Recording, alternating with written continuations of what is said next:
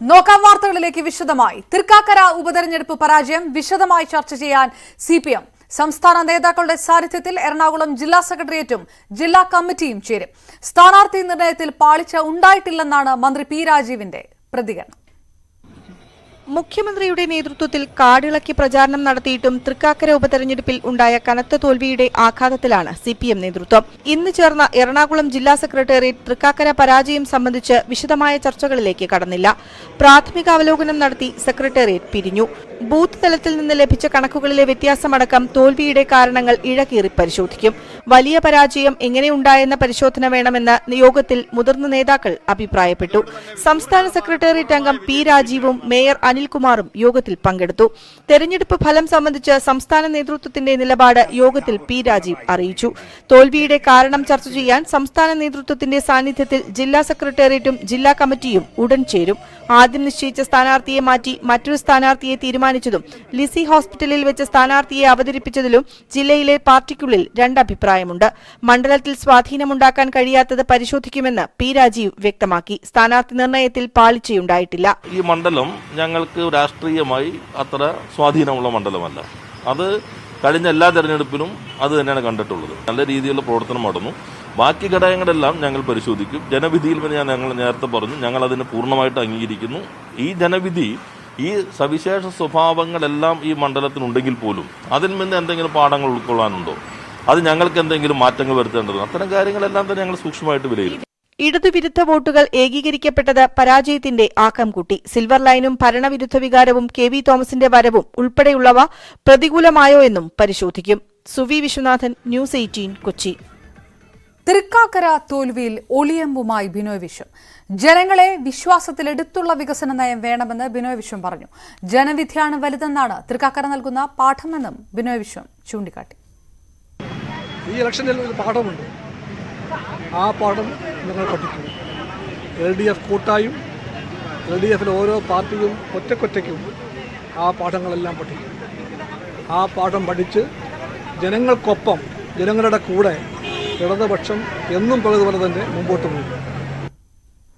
തൃക്കാക്കര ഉപതെരഞ്ഞെടുപ്പ് തോൽവിക്ക് പിന്നാലെ സിപിഎമ്മിനെ വിമർശിച്ച് സിറോ മലബാർ സഭ മുൻ വക്താവ് ഫാദർ പോൾ തേലക്കാട്. അപകടം നിറഞ്ഞ ജാതി ചിന്തകളുടെ വഴി സിപിഎമ്മും തെരഞ്ഞെടുക്കുന്നുവെന്ന് തേലക്കാട്ട് വിമർശിച്ചു. സർക്കാർ മതവുമായി പാലിക്കേണ്ട അകലം പാലിച്ചില്ല. സഭാ സ്ഥാപനത്തിൽ നിന്ന് ഒരു വ്യക്തിയെ സ്ഥാനാർത്ഥിയായി തെരഞ്ഞെടുത്തത് യാദൃച്ഛികമാണെന്ന് കരുതുന്നില്ലെന്നും ഫാദർ പോൾ തേലക്കാട്ട് ന്യൂസ് 18 പറഞ്ഞു. പിണറായി വിജയൻ തന്നെ, അദ്ദേഹം തന്നെ പല പ്രാവശ്യവും എല്ലാ പ്രസംഗങ്ങളും അവർ ഞങ്ങൾ എന്താ പറയുക, സെക്കുലർ പാർട്ടിയാണ്. സെക്കുലർ ആകുക എന്ന് പറഞ്ഞു കഴിഞ്ഞാൽ ഈ മതവിരുദ്ധമാകലല്ല, അവർ തിരുത്തേണ്ടതുണ്ട്. എല്ലാ മതത്തെ ഉൾക്കൊള്ളുന്നു, സമഭാവനയോടെ കാണുന്നതുമായ കാഴ്ചപ്പാടാണ്. ആ കാഴ്ചപ്പാടിന് പകരം ഏതെങ്കിലും മതത്തിൽ പരിധി വിട്ടടുക്കുകയോ മതവുമായി താതാത്മ്യപ്പെടുകയോ ചെയ്താലും BJP പോലെ ഉയർത്തുക, അല്ലെങ്കിൽ മൗലികവാദത്തിൻ്റെ മതാധിഷ്ഠിത രാഷ്ട്രീയ പാർട്ടികൾ ഉയർത്തുന്ന അതേ പ്രതിസന്ധി മാർക്സിസ്റ്റ് പാർട്ടിക്ക് ഉണ്ടാകും. ഇതാണ് ഞാൻ സൂചിപ്പിച്ചത്. അതിൽ നിന്ന് അവർ വിമുക്തമാകണം. സെക്കുലർ ആകുക എന്ന് പറഞ്ഞാൽ മതവിരുദ്ധമാകുകയല്ല, എല്ലാ മതങ്ങളെയും ആശ്ലേഷിക്കുന്നു. ഉപതെരഞ്ഞെടുപ്പിലൂടെ തൃക്കാക്കരയ്ക്ക് അബദ്ധം തിരുത്തുന്നതിനുള്ള സൌഭാഗ്യം കൈവന്നിരിക്കുന്നുവെന്ന മുഖ്യമന്ത്രിയുടെ വാക്കുകൾക്ക് ജനങ്ങൾ ചുട്ട മറുപടി നൽകിയെന്ന് ഉമാ തോമസ് ന്യൂസ് 18നോട്. മുഖ്യമന്ത്രിയുടെ വാക്കുകൾ അർഹിക്കുന്ന അവഗണനയുടെ തൃക്കാക്കര തള്ളിക്കളഞ്ഞു. അതിജീവിതയ്ക്ക് നീതി കിട്ടണമെന്നും താനൊപ്പമുണ്ടാകുമെന്നും news 18 senior special correspondent MS Aneeshkumar നൽകിയ അഭിമുഖത്തിൽ ഉമാ തോമസ് പറഞ്ഞു. ഉന്നതനായ പദവിയിലിരിക്കുന്നവര് എന്തെങ്കിലും സംസാരിക്കുമ്പോൾ വളരെയധികം ആലോചിക്കേണ്ടതുണ്ട്. ഒരു മുഖ്യമന്ത്രി ഇങ്ങനെ PT മരണം ഒരു സൗഭാഗ്യമായിട്ട് കണ്ടിട്ട് ഈ ഇലക്ഷനിൽ വിജയിക്കാമെന്ന് വെറുതെ ഒരു വ്യാമോഹം നടത്തിയത് അർഹിക്കുന്ന അവഗണനയോടുകൂടി തൃക്കാക്കരയിലെ എന്റെ ജനത, അത് പ്രബുദ്ധരായവര്, അവര് എന്ത് വേണമെന്ന് തെരഞ്ഞെടുത്തു എന്ന് വേണം എനിക്ക് പറയാനായിട്ട്. നല്ല ചുട്ട മറുപടി തന്നെയാണ് അവർ കൊടുത്തത്. അതൊരു തിരിച്ചടിയുടെ കാരണങ്ങളിൽ ഒന്നായി അത് തീർച്ചയായിട്ടുമാണ്. ആ പെൺകുട്ടിയുടെ കണ്ണീര് കണ്ട PT എന്താണ് എന്നോട് പറഞ്ഞതെന്ന് എനിക്കറിയാം. തീർച്ചയായിട്ടും ന്യായമായിട്ടും ആ കുട്ടിക്ക് നീതി കിട്ടേണ്ടതാണ്. ഇത് 1.5 മാസമോ ഒക്കെ എക്സ്റ്റെൻഡ് ചെയ്യാം, പക്ഷെ എന്ത് ബലം ലഭിക്കും എന്നുള്ളത് നോക്കേണ്ടിയിരിക്കുന്നു. ഇത് നേരത്തെ തന്നെ PT മൊഴിയെടുക്കുമ്പോൾ തന്നെ പറഞ്ഞിരുന്നു, ഈ കുട്ടിക്ക് നീതി കിട്ടുമെന്ന് എനിക്ക് തോന്നുന്നില്ല എന്ന് പറഞ്ഞിരുന്നു. ആ ആശങ്ക ശരിയാണെന്ന് എനിക്ക് തോന്നുന്നു. ഇനിയാണെങ്കിലും കിട്ടട്ടെ, ഈ 1.5 മാസത്തെ കാലത്തിന് ശേഷമെങ്കിലും ആ കുട്ടിക്ക് എല്ലാം നീതിയും കിട്ടട്ടെ എന്ന് ഞാൻ പ്രാർത്ഥിക്കുകയാണ്. ആ സമയത്ത് കുറച്ചുകൂടെ ശക്തിയുള്ള ഒരു MLA ആണ് താങ്കൾ, പുറത്തു നിൽക്കുന്ന ഒരു കാഴ്ചക്കാരിയല്ല. അങ്ങനെ ഒരു ആത്മവിശ്വാസവുമില്ല? തീർച്ചയായിട്ടും ഞാൻ ഇതിൽ ഇടപെടും, സംശയമില്ല. 100% ഞാനൊരു MLA ആയിരുന്നെങ്കിലും അല്ലെങ്കിലും PT ആ നിലപാടിന് ഞാൻ ആ കുട്ടിയുടെ കൂടെയുണ്ട് എന്നുള്ളതിന് സംശയമില്ല. തൃക്കാക്കരയിലെ ഉജ്ജ്വല വിജയത്തിന് ശേഷം ഉമ തോമസ് PT തോമസിന്റെ ജന്മനാട്ടിലെത്തി. രാവിലെ ഉപ്പുതോട്ടിലെത്തിയ ഉമ PT തോമസിന്റെ കല്ലറയിൽ പ്രാർത്ഥന നടത്തി. മക്കളും പാർട്ടി പ്രവർത്തകരും ഉമയ്ക്കൊപ്പം ഉണ്ടായിരുന്നു. മക്കളോടും പാർട്ടി പ്രവർത്തകരോടുമൊപ്പമാണ് ഉമ തോമസ് ഉപ്പുതോട്ടിലെ പള്ളിയിലെ PTയുടെ കല്ലറയിലെത്തിയത്. PTക്ക് മുന്നിൽ വിജയമറിയിച്ച് പൂക്കളർപ്പിച്ച് കണ്ണു നിറഞ്ഞ് ഏതാനും നിമിഷങ്ങൾ. ഞങ്ങളുടെ ജീവന്റെ കാരണവും ആത്മാവിന്റെ പ്രത്യാശയും നീയാകുന്നു. ജീവന്റെയും മരണത്തിന്റെയും നാഥനും പിതാവും പുത്രനും പരിശുദ്ധാത്മാവുമായ വൈദികന്റെ നേതൃത്വത്തിൽ കല്ലറയിൽ പ്രാർത്ഥന. കൈക്കൊള്ളണമേ ഹൃദയംഗമമാ. വിജയം PTക്ക് സമർപ്പിക്കാനാണ് എത്തിയതെന്നും നിലപാടുകളിൽ ഉറച്ചു നിൽക്കുമെന്നും ഉമ തോമസ് പറഞ്ഞു. PT തന്നെയാണ് എനിക്ക് മാർഗദീപം, PT തന്നെയാണ് എന്നെ നയിക്കേണ്ടത്. PTയുടെ രീതിയിലുള്ള വളർച്ചയും PTയുടെ വികസന സ്വപ്നങ്ങളും PTയുടേതായ നിലപാടിന്റെ രാഷ്ട്രീയവും അതെല്ലാം തുടരണം എന്ന് തന്നെയാണ്. ഇടുക്കി ബിഷപ്പുമായും ഉമ തോമസ് കൂടിക്കാഴ്ച നടത്തി. മുൻ ബിഷപ്പും PT തോമസുമായുള്ള ഭിന്നത വ്യക്തിപരമായിരുന്നില്ല. നിലവിലെ ബിഷപ്പിന്റെ പ്രാർത്ഥന തനിക്കുണ്ടായിരുന്നുവെന്നും ഉമ. PT വളരെ അടുപ്പമുള്ള ഒരു ബിഷപ്പാണ്, എനിക്ക് നന്നായിട്ടറിയാം. ഇതിനു മുമ്പുണ്ടായിരുന്ന ബിഷപ്പ് എന്തെങ്കിലും രീതിയിൽ അഭിപ്രായ വ്യത്യാസം ഉണ്ടായിരുന്നു എന്ന് പറഞ്ഞു കഴിഞ്ഞാൽ PT ആയിട്ടുള്ള വിഷയമല്ല. അദ്ദേഹം ഒരു കാര്യം പറഞ്ഞു, നമ്മളുടെ നിലപാട് അതിൽ വ്യത്യസ്തമായിരുന്നു എന്നുള്ളതുകൊണ്ടാണ്. വിവിധ കേന്ദ്രങ്ങളിൽ ഉമ തോമസിന് ഇടുക്കിയിൽ സ്വീകരണവും ഒരുക്കിയിട്ടുണ്ട്. News 18 Idukki. Kayamkulam town government UP സ്കൂളിൽ ഭക്ഷ്യവിഷബാധ. 36 കുട്ടികളെ ആശുപത്രിയിൽ പ്രവേശിപ്പിച്ചു. കുട്ടികളുടെ ആരോഗ്യനില തൃപ്തികരമാണ്. കായംകുളത്ത് സ്കൂളിലെത്തി ആരോഗ്യവകുപ്പ് സാമ്പിളുകൾ ശേഖരിച്ചു. വിവരങ്ങളുമായി ശരണ്യ സ്നേഹജൻ ചേർന്നു. ശരണ്യ, 36ഓളം കുട്ടികളെ ആശുപത്രിയിൽ പ്രവേശിപ്പിച്ചത് എത്രത്തോളം ഗൗരവകരമായി കാണുന്നു? ആരോഗ്യവകുപ്പ് എന്തെല്ലാം കാര്യങ്ങളാണ് ഇതുവരെ ചെയ്തിരിക്കുന്നത്? കുട്ടികളുടെ ആരോഗ്യനില ഏത് രീതിയിലാണ്? അപർണ, ഇന്നലെ ഉച്ചയ്ക്ക് കായംകുളം ഗവൺമെന്റ് UP സ്കൂളിൽ നിന്നും ഭക്ഷണം കഴിച്ച വിദ്യാർത്ഥികൾ 36 പേർക്കാണ് ഇപ്പോൾ ഭക്ഷ്യവിഷബാധ ഏറ്റിരിക്കുന്നത്. ഇത് സംബന്ധിച്ച് ആരോഗ്യവകുപ്പും ഒപ്പം തന്നെ വിദ്യാഭ്യാസ വകുപ്പിന്റെ നേതൃത്വത്തിലുള്ള പരിശോധന അടക്കം സ്കൂളിൽ നടത്തിയിരുന്നു. ഛർദിയും വയറിളക്കത്തെയും തുടർന്നാണ് കുട്ടികളെ ഇന്നലെ വൈകിട്ടോടുകൂടി പല കുട്ടികളായി 36ഓളം പേർ ഇപ്പോൾ താലൂക്ക് ആശുപത്രിയിൽ ചികിത്സ തേടി. ഇതിൽ ചിലർ മടങ്ങിപ്പോവുകയും ചെയ്തിട്ടുണ്ട്. ആർക്കും ഗുരുതരമായ ആരോഗ്യ പ്രശ്നങ്ങളില്ല. ഛർദിയും പനിയും ഒപ്പം തന്നെ വയറിളക്കവുമാണ് കുട്ടികൾക്ക് അനുഭവപ്പെട്ടത്. എന്തായാലും ആരോഗ്യ വകുപ്പും ഒപ്പം തന്നെ ബാക്കിയുള്ള വിദ്യാഭ്യാസ വകുപ്പും അടക്കം അന്വേഷണം തുടങ്ങിയിട്ടുണ്ട്.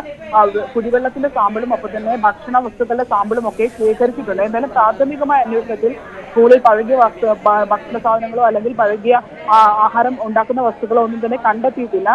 കുടിവെള്ളവും ഒപ്പം തന്നെ പ്ലേറ്റും അടക്കമുള്ളവ പരിശോധിക്കുന്നുണ്ട്. എന്തായാലും പ്രതിഭ MLA അടക്കമുള്ള ആളുകൾ പറഞ്ഞത് പ്ലേറ്റിൽ നിന്നുള്ള ചില പ്രശ്നങ്ങളാവാം ചിലപ്പോൾ ഭക്ഷ്യവിഷബാധയിലേക്ക് എത്തിയത് എന്നാണ് കരുതുന്നത് എന്നാണ് പ്രാഥമികമായി MLA പറഞ്ഞത്. എന്തായാലും 36ഓളം കുട്ടികൾ ഇതിനോടകം തന്നെ ചികിത്സ തേടിയിട്ടുണ്ട്. ആരുടെയും നില ഗുരുതരമല്ല. ശരണ്യ സ്നേഹജനിലേക്ക് വരാം. ഇപ്പോൾ വരുന്ന വളരെ പ്രധാനപ്പെട്ട വാർത്ത. കായംകുളത്ത് സ്കൂളിൽ ടൗൺ ഗവൺമെന്റ് UP സ്കൂളിലാണ് ഭക്ഷ്യവിഷബാധ ഏറ്റിരിക്കുന്നത്. 36ഓളം കുട്ടികളെയാണ് ആശുപത്രിയിൽ പ്രവേശിപ്പിച്ചിരിക്കുന്നത്. പക്ഷേ ഭക്ഷ്യവിഷബാധ ഏൽക്കാൻ കാരണമായ കാര്യങ്ങൾ വളരെ പ്രത്യക്ഷത്തിൽ കണ്ടെത്താനായിട്ടില്ല. ആശുപത്രിയിൽ പ്രവേശിപ്പിച്ചിട്ടുള്ള കുട്ടികളുടെ ആരോഗ്യനില തൃപ്തികരമാണ്. ആരോഗ്യവകുപ്പ് സ്കൂളിലെത്തി സാമ്പിളുകൾ ശേഖരിക്കുകയും ചെയ്തിരിക്കുന്നു. ഒരിക്കൽ കൂടി ശരണ്യ, ഈ രീതിയിലുള്ള സമാനമായിട്ടുള്ള സാഹചര്യം എപ്പോഴെങ്കിലും ഉണ്ടായിട്ടുണ്ടോ? അതോ ഇതൊരു ഒറ്റപ്പെട്ട സംഭവം? അങ്ങനെ തന്നെയാണോ നാട്ടുകാരും രക്ഷിതാക്കളും പറയുന്നത്? ഇതിനു മുൻപ് അങ്ങനെ എന്തെങ്കിലും ഒരു രീതിയിലുള്ള കാര്യങ്ങൾ എന്തെങ്കിലും ഉണ്ടായിട്ടുണ്ടോ അവിടെ? അപർണ, സ്കൂളിൽ PTA നേതൃത്വത്തിലും ഒപ്പം തന്നെ ആരോഗ്യവകുപ്പ് ഉദ്യോഗസ്ഥരുടെ നേതൃത്വത്തിലും പരിശോധന നടത്തിയിരുന്നു. ആ പരിശോധനയിൽ അടുക്കളയൊക്കെ തന്നെ വളരെ വൃത്തിയായ സാഹചര്യത്തിൽ തന്നെയാണ് ഉള്ളത്. നിലവിൽ പഴകിയ ഭക്ഷ്യവസ്തുക്കളടക്കം ഒന്നും തന്നെ അവിടെ നിന്ന് കണ്ടെത്തിയിട്ടുമില്ല. ഏകദേശം 593 വിദ്യാർത്ഥികളും ഒപ്പം തന്നെ 19 അധ്യാപകരുമാണ് ഇന്നലെ സ്കൂളിൽ നിന്ന് ഉച്ചഭക്ഷണം കഴിച്ചത്. ചോറും സാമ്പാറും ഒപ്പം തന്നെ പയറുതോരനുമായിരുന്നു ഭക്ഷണമായി നൽകിയതും. വൈകിട്ടോടെയാണ് ചില കുട്ടികൾ രോഗലക്ഷണങ്ങൾ കണ്ടു തുടങ്ങിയത്. ചിലർക്ക് ഛർദിലും ഒപ്പം തന്നെ പനിയും കണ്ടു. തുടർന്നാണ് രക്ഷകർത്താക്കൾ ആശുപത്രിയിൽ എത്തിച്ചത്. പിന്നീട് ഇന്ന് രാവിലെയോടുകൂടി ഏകദേശം 36ഓളം കുട്ടികൾ ഇപ്പോൾ തന്നെ ആശുപത്രിയിൽ എത്തി ചികിത്സ തേടി പോവുകയും ചെയ്തിട്ടുണ്ട്. എന്തായാലും ഞാൻ ഇടപെടുന്നു. ഇപ്പോൾ MLA ശ്രീമതി യു പ്രതിഭ നമുക്കൊപ്പം ചേരുന്നു. ശ്രീമതി യു പ്രതിഭ, ഇങ്ങനെ ഒരു വലിയ ആശങ്കപ്പെടേണ്ട ഒരു സാഹചര്യമില്ല എന്ന് തന്നെയാണോ? ഏത് രീതിയിലാണ് അധികൃതർ കാണുന്നത്? ആരോഗ്യവകുപ്പ് സാമ്പിളുകൾ എടുത്തതായിട്ടും അറിയുന്നു. എന്താണ് ലഭ്യമാകുന്ന വിവരം? തീർച്ചയായിട്ടും ആശങ്കപ്പെടേണ്ട യാതൊരു സാഹചര്യവുമില്ല. ഞാൻ ആശുപത്രിയിൽ പോയി മുഴുവൻ കുട്ടികളെയും കണ്ടിരുന്നു. ഇപ്പൊ അവരുടെ എല്ലാം സ്റ്റേബിൾ ആണ്. എന്താണ് കാരണമെന്ന് ഞങ്ങൾക്ക് മനസ്സിലായിട്ടില്ല. എന്താണ് ഇതിന് കാരണമായിട്ടുള്ളത്? കാരണം ആരോഗ്യവകുപ്പിന്റെ പരിശോധനയിൽ അവിടെ യാതൊരു വൃത്തിഹീനമായ അന്തരീക്ഷമോ പഴകിയ സാധനങ്ങളോ ഒന്നുമില്ല. മാത്രമല്ല 590 കുഞ്ഞുങ്ങൾ ഭക്ഷണം കഴിച്ചതാണ് ഈ സ്കൂളിൽ നിന്ന്. 590 കുഞ്ഞുങ്ങൾ ഭക്ഷണം കഴിച്ച് 26 പേർക്കാണ്. അത് വരാൻ പാടില്ലാത്തതാണ്. പക്ഷെ 26 പേർക്കാണ് അത് വന്നിട്ടുള്ളത്. ചിലപ്പോൾ ഇനി കുറച്ച് പേർക്കും കൂടി ഇത് കാണുമ്പോഴൊക്കെ ചില കുഞ്ഞുങ്ങൾക്ക് ഭയമുണ്ട്. അപ്പൊ അങ്ങനെ കുറച്ച് പേരുടെ പരിശോധനയ്ക്കൊക്കെ വരുന്നുണ്ട് ആശുപത്രിയിലേക്ക്. പക്ഷേ ദൃഷ്ട്യാ പരിശോധനയിൽ അവിടെ ഒന്നും തന്നെ വൃത്തിഹീനമായ സാഹചര്യം മറ്റൊന്നുമില്ല. പക്ഷെ നിർഭാഗ്യകരമായ സംഭവമായിപ്പോയി. ഇതിലൂടെ ഇതിപ്പം കേൾക്കുന്ന എല്ലാവരും ശ്രദ്ധിക്കേണ്ട ഒരു കാര്യം, നമ്മുടെ ഈ പകർച്ചവ്യാധി പ്രവർത്തനങ്ങളും മഴക്കാല പ്രവർത്തനങ്ങളും എല്ലാം പഞ്ചായത്തുകളെല്ലാം നന്നായി ചെയ്യുന്നുണ്ട്. ചൂട് തുറക്കുന്നതിന് മുമ്പ് വലിയ ഒരുക്കങ്ങളും നടത്തിയിട്ടുണ്ടായിരുന്നു നമ്മളെല്ലാവരും ചേർന്ന്. പക്ഷേ എന്തോ ഒരു ചെറിയ പ്രശ്നം അവിടെ വന്നിട്ടുണ്ടെന്നുള്ളതാണ്. അപ്പൊ അത് മറ്റ് സ്കൂളുകൾ നമ്മൾ ഭക്ഷണം കഴിക്കാൻ ഉപയോഗിക്കുന്ന പാത്രങ്ങളാണെങ്കിലും നമ്മൾ ഉപയോഗിക്കുന്ന കറി പൗഡറുകളാണെങ്കിലും ഒക്കെ തന്നെ വീണ്ടും വീണ്ടും പരിശോധിച്ചതിന് ശേഷം മാത്രമേ വരുന്ന ദിവസങ്ങളിൽ കുഞ്ഞുങ്ങൾക്ക് കൊടുക്കാൻ പാടുള്ളൂ എന്നൊരു മെസ്സേജാണെന്ന് എനിക്ക് തോന്നുന്നത്. ഒരു മൊത്തത്തില് ഈ ഒരു സംഭവത്തിൽ മൊത്തത്തിൽ നമ്മൾ ശ്രദ്ധിക്കേണ്ട ഒരു കാര്യമായിട്ടാണ് തോന്നുന്നത്. എന്തായാലും ഇപ്പൊ കുട്ടികൾ പ്രയാസകരമായ സാഹചര്യങ്ങളും അവരുടെ കഴിഞ്ഞിട്ടുണ്ട്. MLA, എത്ര കുട്ടികളാണ് ആശുപത്രിയിലുള്ളത്? നമ്മുടെ ഒരു കണക്ക് ഒന്ന് ക്ലാരിഫൈ ചെയ്യാനാണ്. കൃത്യമായ കണക്ക് ഉണ്ടാവുമല്ലോ. ഇപ്പം ഏകദേശം 29 പേരോളം ആശുപത്രിയിൽ ചികിത്സ തേടി വന്നിട്ടുണ്ടായിരുന്നു. 29 പേര്. എല്ലാവർക്കും പ്രാഥമിക ചികിത്സയുടെ ആവശ്യമേ ഉള്ളോ? ആ ഒരു നില തന്നെയാണ് ആരോഗ്യനില ഉള്ളൂ. എല്ലാവർക്കും ആരോഗ്യനില. ചില കുഞ്ഞുങ്ങൾക്ക് ചെറിയ പനി പോലെയുണ്ട്. അവരെ അവിടെ അഡ്മിറ്റ് ചെയ്തുകൊണ്ട് നോക്കിക്കൊണ്ടിരിക്കുകയാണ്. നിരീക്ഷണത്തിലാണ്. വളരെ നന്ദി. കായംകുളം MLA യു പ്രതിഭയാണ് നമ്മളോട് പ്രതികരിച്ചത്. ഏതായാലും ആശങ്കപ്പെടേണ്ട ഒരു സാഹചര്യമില്ല. കൃത്യമായിട്ടുള്ള ഒരു പരിശോധനകൾ ഇതിനകത്ത് നടത്തിയിട്ടുണ്ട്. എങ്കിൽ പോലും കൂടുതൽ പരിശോധനകളിലേക്ക് കടക്കും. അതാണ് MLA പറഞ്ഞിരിക്കുന്നത്. ശരണ്യയിലേക്ക് ഒരിക്കലൂടെ. ശരണ്യ, ആ നമ്പറുകളിൽ ഒരു വ്യത്യാസമുണ്ടോ? എത്ര കുട്ടികളെ ആശുപത്രിയിൽ? 29 എന്നൊരു കണക്കാണ് ഇപ്പോൾ MLA പറഞ്ഞിരിക്കുന്നത്. കൂടുതൽ കുട്ടികൾ ആശുപത്രിയിലായിട്ടുണ്ടെന്നാണോ നമ്മുടെ കണക്കുകൾ? അപർണ, യു പ്രതിഭ MLA ആശുപത്രി സന്ദർശിക്കുന്ന സമയത്ത് കണക്കാണ്. ഇപ്പോൾ നമുക്ക് ഇപ്പോൾ ആശുപത്രിയിൽ നിന്ന് ലഭിക്കുന്നത് 36 കുട്ടികൾ ഇപ്പോൾ എത്തി എന്നുള്ളതാണ്. അതിൽ ചിലർ ഇന്നലെ ചികിത്സ തേടി വന്ന ആളുകൾ ഉൾപ്പെടെയുണ്ട്. അത്തരത്തിൽ മൊത്തം കണക്ക് പരിശോധിക്കുമ്പോഴാണ് ഇത്രയും 36 കുട്ടികൾ. അതിൽ തന്നെ പലരും പ്രാഥമിക ചികിത്സ തേടി തിരിച്ചു പോവുകയും ചെയ്തിട്ടുണ്ട്. നിലവിൽ ഇപ്പോഴും കുട്ടികൾ വരുന്ന ഒരു സാഹചര്യം ഉണ്ട്. അതുകൊണ്ട് തന്നെ കണക്ക് കൂടിയിട്ടുണ്ട്. അല്പസമയം മുമ്പുള്ള ഒരു കണക്കാണ് ഇപ്പോൾ 29. പറഞ്ഞതിന് ഒരു ക്ലാരിഫിക്കേഷൻ, ഇന്നലെയും ചികിത്സ തേടി എന്ന് ആണോ പറയുന്നത്? അതായത് ഇത് ഇന്ന് സംഭവിച്ചതിനപ്പുറത്തേക്ക് ഇത് 2 ദിവസമായത് തുടർ സംഭവമായിട്ട് റിപ്പോർട്ട് ചെയ്യപ്പെട്ടതാണോ? അവരുടെ ഇന്നലെ ഉച്ചയ്ക്ക് കഴിച്ച ഭക്ഷണമാണ് ഈ പ്രശ്നമായിട്ടുള്ളത്. ഇന്നലെ ഉച്ചഭക്ഷണത്തിൽ നിന്ന് ഉണ്ടായിട്ടുള്ളതാണ് എന്നുള്ളതാണ് വിലയിരുത്തൽ. ഇന്നലെ വൈകിട്ടോടു കൂടിയാണ് ചില കുട്ടികൾക്ക് അസ്വസ്ഥത പ്രകടിപ്പിക്കുകയും അവരെ ആശുപത്രിയിലേക്ക് എത്തിക്കുകയും ചെയ്തിട്ടുള്ളത്. അതുകൊണ്ട് ഇന്നലെ ഉച്ചഭക്ഷണത്തിൽ നിന്നുണ്ടായ പ്രശ്നമാണ് എന്നുള്ളത് തന്നെയാണ്. അത് ഇന്നലെ വൈകിട്ട് തന്നെ ചിലർ ഒക്കെ ചികിത്സ തേടുകയും പ്രാഥമികമായ ചികിത്സ നേടി തിരിച്ചു പോവുകയും ചെയ്തിട്ടുണ്ട്.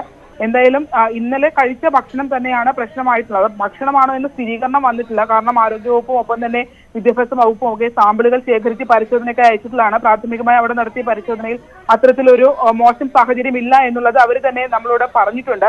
എന്തായാലും അത്ര വൃത്തിഹീനമായ സാഹചര്യങ്ങളൊന്നുമില്ലായിരുന്നു. അടുക്കളയടക്കം ശുചിത്വമുള്ളതാണ് എന്നുള്ളതാണ് പ്രാഥമിക പരിശോധനയിൽ കണ്ടെത്തിയിട്ടുള്ളത്. പക്ഷേ ഇതിനകത്ത് കുടിവെള്ളമാണോ എന്താണോ പ്രശ്നത്തിലേക്ക് എത്തിച്ചതെന്നൊക്കെ ഇനിയിപ്പോ അന്വേഷണത്തിൽ അതാണ് ശരണ്യ. കുടിവെള്ളമാകാനുള്ള ഒരു സാധ്യത അതും കണക്കാക്കുന്നുണ്ടോ? അങ്ങനെ ആണെങ്കിൽ അതുമായിട്ട് ബന്ധപ്പെട്ടും കുട്ടികൾ സ്കൂളിൽ നിന്ന് തന്നെ കുടിച്ച വെള്ളം അങ്ങനെ എന്തെങ്കിലും ആ രീതിയിലുള്ള അന്വേഷണം കൂടെ ഉണ്ട് അല്ലേ? കുടിവെള്ള സാമ്പിളുകൾ എന്തായാലും ആരോഗ്യവകുപ്പ് ശേഖരിച്ചിട്ടുണ്ട്. അവരതിന്റെ പരിശോധന നടത്തി വരികയാണ്. എന്തായാലും ഇപ്പൊ അതെല്ലാം ശേഖരിച്ച് കൊണ്ടുപോയിട്ടുള്ളൂ. മറ്റു പരിശോധനാ ഫലങ്ങളൊക്കെ വന്നതിന് ശേഷം മാത്രമേ അത്തരം കാര്യങ്ങൾ വ്യക്തമാക്കാനായി കഴിയുള്ളൂ. എന്തായാലും 590 കുട്ടികളാണ് ഇന്നലെ ഉച്ചയ്ക്ക് ഭക്ഷണം കഴിച്ചത്. അതിൽ തന്നെ 19 അധ്യാപകരും ഭക്ഷണം കഴിച്ചിട്ടുണ്ട്. ഇതിൽ ഇപ്പോൾ 30 മേൽ ആളുകൾക്കാണ് ഇപ്പോൾ പ്രശ്നം ഉണ്ടായിട്ടുള്ളത്. എന്തായാലും ഇത് പ്രത്യക്ഷത്തിൽ ഇവിടെ യാതൊരുവിധ പ്രശ്നവും ഉള്ളതായി കാണുന്നില്ല. ഇനിയിപ്പോ ഭക്ഷണ വസ്തുക്കളുടെ സാമ്പിളും ഒപ്പം തന്നെ കുടിവെള്ളവും അടക്കമുള്ള കാര്യങ്ങൾ എടുത്തിട്ടുണ്ട്. അതിന്റെ പരിശോധനാ ഫലം ലഭിക്കുന്ന മുറയ്ക്ക് നമുക്ക് വിവരങ്ങൾ നൽകാനാകും. ശരണി, ഈ ദൃശ്യങ്ങളിൽ കാണുന്നത്, കാരണം ബാക്കി നമുക്ക് കൃത്യമല്ലാത്തതുകൊണ്ട് അപ്പം ഞാൻ കാണുന്ന ദൃശ്യങ്ങളെല്ലാം ചെറിയ കുട്ടികളാണ്, UP സ്കൂളാണ്. അപ്പോൾ വളരെ ചെറിയ കുട്ടികൾക്കാണോ അസുഖം ബാധിച്ചിരിക്കുന്നത് കൂടുതലായും? അപർണ, വളരെ സ്ട്രെങ്ത് ഉള്ള ഒരു ഗവൺമെന്റ് സ്കൂളാണ് ഈ കായംകുളം ടൗൺ UP സ്കൂള്. അതുകൊണ്ട് തന്നെ അവിടെ കുട്ടികളുടെ എണ്ണം വളരെ കൂടുതലാണ്. 590ഓളം കുട്ടികൾ ഉച്ചഭക്ഷണം തന്നെ കഴിക്കുന്ന കുട്ടികൾ അവിടെ ഉണ്ട്. ചെറിയ കുട്ടികളാണ്, അതായത് UP വിഭാഗത്തിലെ കുട്ടികളായതുകൊണ്ട് തന്നെ ചെറിയ കുട്ടികൾക്കാണ് ഈ ഭക്ഷ്യവിഷബാധ ഇപ്പോൾ ഏറ്റിട്ടുള്ളതും. അതുകൊണ്ട് തന്നെ ഈ പറഞ്ഞ മറ്റ് എന്തായാലും ഭാഗ്യം എന്ന് പറയാം, ബാക്കിയുള്ള ഒരുപാട് കുട്ടികളിലേക്ക് ഇത് എത്തിയിട്ടില്ല. 30 പേർക്ക് മാത്രമാണ് ഇപ്പോൾ രോഗലക്ഷണങ്ങൾ ഉള്ളത്. അവരെയാണ് 36ഓളം പേരെയാണ് ഇപ്പോൾ ആശുപത്രിയിലേക്ക് എത്തിയിട്ടുള്ളത്. അതിൽ തന്നെ ചിലർ ഇന്നലെ ചികിത്സ തേടി മടങ്ങിയവരുമാണ്. Okay, right. ഷാരിന സ്നേഹജൻ, എന്തായാലും ഒറ്റ ദിവസം സ്കൂൾ തുറന്ന് 2 ദിവസത്തിനുള്ളിൽ 3-4 ഇടങ്ങളിൽ ഭക്ഷ്യവിഷബാധ റിപ്പോർട്ട് ചെയ്തിട്ടുണ്ട് കേരളത്തിൽ.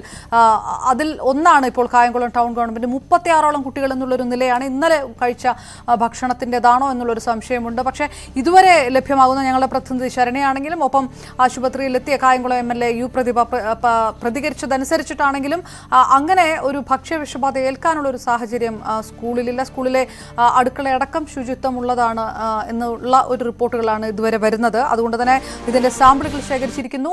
കൂടുതൽ അന്വേഷണം നടക്കുന്ന മുറയ്ക്ക് കാര്യങ്ങൾ വ്യക്തമാകുമെന്ന് കൂടിയാണ് പ്രതികരിച്ചത് MLAയും ഒപ്പം ശരണ സ്നേഹജൻ വിവരങ്ങൾ നൽകിയത്. ഇതിനിടെ കൊട്ടാരക്കരയിൽ അങ്കണവാടി കുട്ടികൾക്കും ഭക്ഷ്യവിഷബാധയേറ്റു. കല്ലുവാതുക്കൽ അങ്കണവാടിയിലെ 10 കുട്ടികൾ കൊട്ടാരക്കര താലൂക്ക് ആശുപത്രിയിൽ ചികിത്സ തേടി.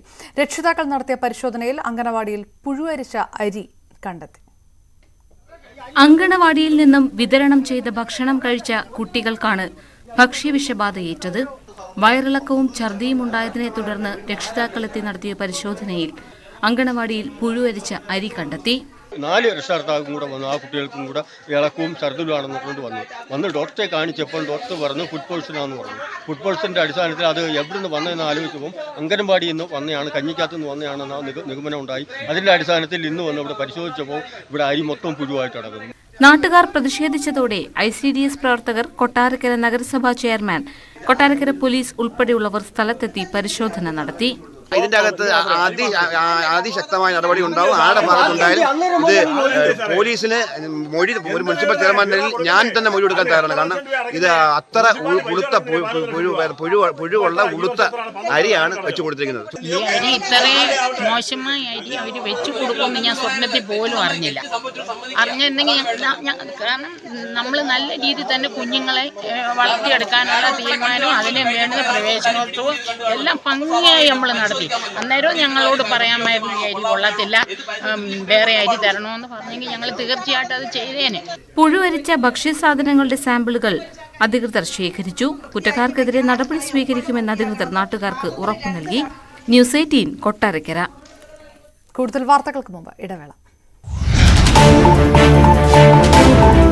ഇടതുപക്ഷത്തിനെതിരെ രൂക്ഷ വിമർശനവുമായി സമസ്ത നേതാക്കൾ.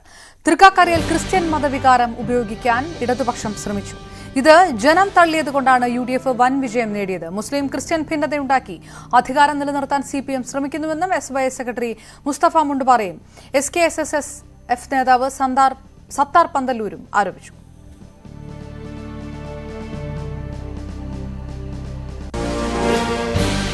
അടുത്ത കാലത്ത് കേരളത്തിൽ ആരംഭിച്ചിട്ടുള്ള പുതിയ ശ്രമങ്ങൾക്ക് കൂടി ഏറ്റ തിരിച്ചടിയാണ് ഇന്നത്തെ തെരഞ്ഞെടുപ്പ് ഫലം.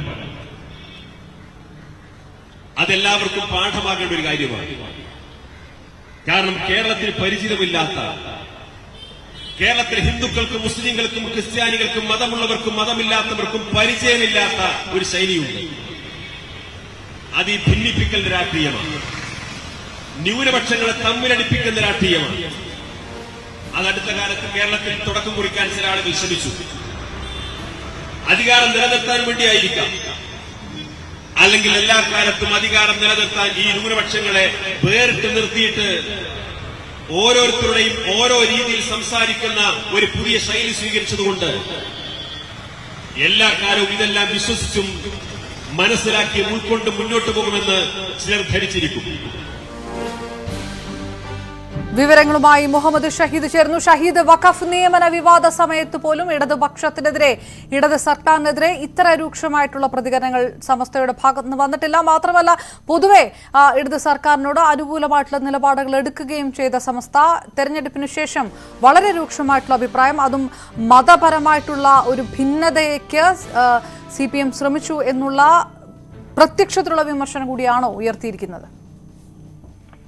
അപർണ, തീർച്ചയായും അതിരൂക്ഷമായ പ്രത്യക്ഷ വിമർശനം തന്നെയാണ് സമസ്ത നേതാക്കന്മാരുടെ ഭാഗത്തു നിന്ന് ഉണ്ടായിട്ടുള്ളത്. SIFന്റെ സംസ്ഥാന സെക്രട്ടറിയാണ് മുസ്തഫ മുണ്ടുപാറ. SKSFന്റെ മുൻ ജനറൽ സെക്രട്ടറിയും സംസ്ഥാന നേതാവ് കൂടിയാണ് സത്താർ പന്തല്ലൂർ. ഇവർ രണ്ടുപേരും തന്നെയാണ് ഈ വിമർശനം വെച്ചത് എന്നുള്ളതാണ് കാര്യം. അതിലേറ്റവും പ്രധാനമായും ചൂണ്ടിക്കാണിച്ചിരിക്കുന്നത് തൃക്കാക്കര ഉപതെരഞ്ഞെടുപ്പ് ഫലം UDFന് ലഭിച്ച വലിയ വിജയം. അതിന് കാരണമായവർ ചൂണ്ടിക്കാണിക്കുന്നത് ഇടതുപക്ഷം അവിടെ ക്രിസ്ത്യൻ സമുദായ വികാരത്തെ ഉപയോഗിക്കാൻ ശ്രമിച്ചു എന്നുള്ള ഗുരുതരമായ ഒരു വിമർശനമാണ് അവർ മുന്നോട്ട് വെക്കുന്നത്. സ്ഥാനാർത്ഥി പ്രഖ്യാപനവും അത് സമുദായ സഭാ തലത്തിലുള്ള ഒരു സ്ഥാപനത്തിൽ വെച്ച് സഭാ നേതാക്കന്മാർക്കൊപ്പം വെച്ച് അങ്ങനെ ഒരു പ്രഖ്യാപനം നടത്തിയത്, അതിന് തുടർന്നുണ്ടായ പിന്നീട് നടന്ന നീക്കങ്ങൾ, ഇത് ചൂണ്ടിക്കാണിച്ചുകൊണ്ട് ഇതിനൊപ്പം തന്നെ ഈ സമസ്തക്കുള്ളിൽ തന്നെ നേരത്തെ തന്നെ കഴിഞ്ഞ നിയമസഭാ തെരഞ്ഞെടുപ്പിന് ശേഷം തന്നെ ഈ വിഷയത്തിൽ പ്രത്യേകിച്ചും ഈ ക്രിസ്ത്യൻ സമുദായത്തിനകത്ത് രൂപപ്പെട്ടു വന്ന ഇത്തരം ഒരു മുസ്ലിം വിഭാഗങ്ങൾക്കെതിരെയുള്ള ചില വിമർശനങ്ങളും പരാമർശനങ്ങളും ഒക്കെ സഭാ നേതൃത്വത്തിന്റെ ഭാഗത്തുനിന്നുണ്ടായിരുന്നു. ഇതിനോട് വളരെ ദുർബലമായ സമീപനമാണ് സർക്കാരും CPM-ഉം സ്വീകരിക്കുന്നത് എന്നുള്ള വിമർശനം പലപ്പോഴും സർക്കാർ അനുകൂല നിലപാടെടുക്കുമ്പോൾ പോലും സമസ്തക്കുള്ളിൽ അകത്ത് ഉണ്ടായിരുന്നു. ജിഫ്രി തങ്ങൾ പക്ഷത്തിനകത്ത് പോലും അത്തരമൊരു വിമർശനം ഉണ്ടായിരുന്നു. അത് തൃക്കാക്കര ഉപതെരഞ്ഞെടുപ്പ് സ്ഥാനാർത്ഥി വിഷയം ഉൾപ്പെടെയുള്ള കാര്യങ്ങളിൽ അത് കൂടുതൽ രൂക്ഷമായി വിമർശനം ആ സമസ്തക്കകത്തുനിന്ന് രൂപപ്പെട്ടു എന്നാണ് നമ്മൾ മനസ്സിലാക്കുന്നത്. ആ ഒരു വിമർശനമാണ് ഇപ്പോൾ പരസ്യമായി അവർ മുന്നോട്ട് വെച്ചിട്ടുള്ളത് എന്നുള്ളതാണ് നമുക്ക് മനസ്സിലാക്കാൻ സാധിക്കുന്നത്. വാക്കുകളിൽ സത്താർ പന്തല്ലൂർ വളരെ പരോക്ഷമായാണ് ഇക്കാര്യം പറഞ്ഞതെങ്കിൽ കൂടി തൊട്ടു പിന്നാലെ മുസ്തഫ മുണ്ടുപാറ SYFന്റെ സംസ്ഥാന സെക്രട്ടറി അദ്ദേഹത്തിന്റെ പ്രസംഗം ഉണ്ടായിരുന്നു. ആ പ്രസംഗത്തിൽ അദ്ദേഹം ഇടതുപക്ഷത്തിന്റെ പേരെടുത്ത് പറഞ്ഞുകൊണ്ട് തന്നെ ഈ തരത്തിലുള്ള കേരളം മുൻകാലങ്ങളിൽ പരിചയമില്ലാത്ത രീതിയിലുള്ള ഈ രണ്ടു സമുദായങ്ങളെ പരസ്പരം ഭിന്നിപ്പിക്കുന്നു, അതിൽ ഏതെങ്കിലും ഒരു വിഭാഗത്തിന് മേൽക്കൈ ഉണ്ടാക്കുന്ന രീതിയിലുള്ള ചില നീക്കങ്ങൾ നടത്തുന്നു. അത്തരത്തിൽ നീക്കങ്ങൾ നടത്തി രാഷ്ട്രീയ മുതലെടുപ്പ് നടത്താനുള്ള ശ്രമം കേരളം മുൻകാലങ്ങളിൽ പരിചയമില്ലാത്തതാണ്, അങ്ങനെ കണ്ടിട്ടില്ലാത്തതാണ്. അത്തരത്തിലുള്ള പരീക്ഷണങ്ങൾ നടത്താൻ ഇടതുപക്ഷം ശ്രമിച്ചു. ആ ശ്രമത്തെ കേരളത്തിലെ പ്രബുദ്ധരായ പൊതുസമൂഹം തള്ളിക്കളഞ്ഞു. തൃക്കാക്കര ഉപതെരഞ്ഞെടുപ്പ് ഫലം അതിനുള്ള തെളിവാണ് എന്നുള്ള വിമർശനമാണ് അദ്ദേഹം മുന്നോട്ട് വെക്കുന്നത്. അത് എല്ലാ സമുദായങ്ങളും ക്രിസ്ത്യൻ വിഭാഗങ്ങൾ ഉൾപ്പെടെയുള്ള ക്രിസ്ത്യൻ സമുദായ അംഗങ്ങൾ പോലും അത്തരം നീക്കങ്ങളെ അംഗീകരിക്കുന്നില്ല, അവർ പോലും തള്ളിക്കളഞ്ഞു എന്ന് തൃക്കാക്കര തെളിയിക്കുന്നു ഇങ്ങനെ ഈ രീതിയിലാണ് സംസ്ഥയുടെ നേതാക്കന്മാരുടെ വിമർശനം. അത് പരസ്യമായി അവർ പറഞ്ഞു എന്നുള്ളത് വലിയ രാഷ്ട്രീയ പ്രാധാന്യം. ഷഹീദ്, സ്വാഭാവികമായും പല വിഷയങ്ങളിലും മുഖ്യമന്ത്രിക്ക് അനുകൂലമായിട്ടും ഇടത് CPM അനുകൂല നിലപാടുകളെല്ലാം എടുത്തിട്ടുള്ള നേതാക്കൾ സംസ്ഥയിലുണ്ട്. അപ്പോൾ അതല്ലാതെ ലീഗിനോട് അനുകൂലമായിട്ടുള്ള നിലപാടെടുത്തിട്ടുള്ളവരുമുണ്ട്. അപ്പോൾ ഇതൊരു വിഭാഗത്തിന്റെ മാത്രമായിട്ടുള്ള ഒരു അഭിപ്രായം എന്നുള്ള രീതിയിലാണോ ഈ രണ്ട് നേതാക്കളുടെ പരാമർശത്തെ കാണേണ്ടത്? അതോ പൊതുവികാരം തന്നെ ഇത്രയും രൂക്ഷമായ ഒരു വിമർശനത്തിലേക്ക് കടക്കുന്നു, അങ്ങനെ ഒരു സംസ്ഥ ഒരു പ്രത്യക്ഷ നിലപാടെടുക്കുന്നു എന്നാണോ മനസ്സിലാക്കേണ്ടത്?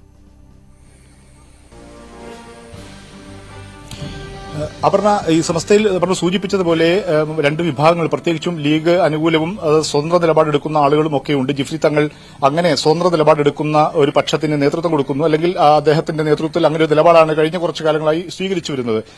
ഈ പറഞ്ഞ രണ്ട് നേതാക്കന്മാർ, ഈ പരസ്യ വിമർശനം നടത്തിയ സത്താർ പന്തല്ലൂരും മുസ്തഫ മുണ്ടുപാറയും ഒക്കെ ജിഫ്രി തങ്ങളുടെ കൂടെ അദ്ദേഹത്തിന്റെ നിലപാടുകൾക്കൊപ്പം ഉറച്ചു നിൽക്കുന്ന ആളാണ്. അതായത് ലീഗിന് അനുകൂലമായി നിലപാടെടുക്കുന്ന വിഭാഗമല്ല, സംസ്ഥയിലെ വിഭാഗമല്ല അവർ എന്നുള്ളതും വളരെ ശ്രദ്ധേയമായ ഒരു കാര്യമാണ്. അതുകൊണ്ട് തന്നെ ആ തരത്തിൽ ലീഗ് അനുകൂല വിഭാഗത്തിന്റെ ഒരു നിലപാടായി നമുക്ക് ഇതിനെ കാണാൻ കഴിയില്ല. ഈ സർക്കാർ അനുകൂലവും അതേസമയം ലീഗ് വിരുദ്ധരുമായ സമസ്തയിലെ തന്നെ വിഭാഗത്തിന്റെ നേതാക്കന്മാരുടെ ഭാഗത്തു നിന്ന് ഇത് ഇങ്ങനെയൊരു നിലപാട് വരുമ്പോൾ അത് സമസ്തയുടെ പൊതു നിലപാടായി നമുക്കിതിനെ കാണേണ്ടി വരും എന്നുള്ളതാണ് ഏറ്റവും പ്രധാനപ്പെട്ട കാര്യം. പല വിഷയങ്ങളിലും സർക്കാരിന് അനുകൂലമായ നിലപാടെടുക്കുന്ന ആളുകൾ കൂടിയാണ് സത്താർ പന്തല്ലൂർ ഉൾപ്പെടെയുള്ളവർ. അങ്ങനെ എടുക്കുന്നു എന്നതിന്റെ പേരിൽ സംഘടനയ്ക്കുള്ളിൽ പല വിമർശനങ്ങളും അദ്ദേഹത്തിനെതിരെ ഉയരാറുമുണ്ട്. അങ്ങനെ അത്തരം നിലപാടെടുക്കുന്ന നേതാക്കന്മാർ തന്നെയാണ് ഇത് തുറന്നു പറഞ്ഞിട്ടുള്ളത്, രൂക്ഷമായ വിമർശനം നടത്തിയിട്ടുള്ളത് എന്ന് ശ്രദ്ധേയമാണ്. അതുകൊണ്ട് തന്നെ സംസ്ഥയുടെ പൊതു നിലപാട് ആയിട്ട് തന്നെയും നമുക്ക് ഇതിനെ കാണേണ്ടി വരും. അങ്ങനെയാണെങ്കിൽ കൂടുതൽ പ്രതികരണങ്ങൾ ഇനി വരും മണിക്കൂറുകൾ വരും. പ്രത്യേകിച്ച് മുസ്ലിം ലീഗ് അടക്കമുള്ളവരും ഈ സാഹചര്യത്തിൽ ഏത് പ്രതികരണം നടത്തുന്നു എന്നുള്ളത് കേരള രാഷ്ട്രീയത്തെ സംബന്ധിച്ചിടത്തോളം പ്രധാനമാണ്. ഏതായാലും SY സെക്രട്ടറി മുസ്തഫ മുണ്ടുപാറ അടക്കമുള്ളവരാണ് ഇടതിനെതിരെ രൂക്ഷമായ വിമർശനം. വോട്ട് കിട്ടാൻ വേണ്ടി തൃക്കാക്കരയിൽ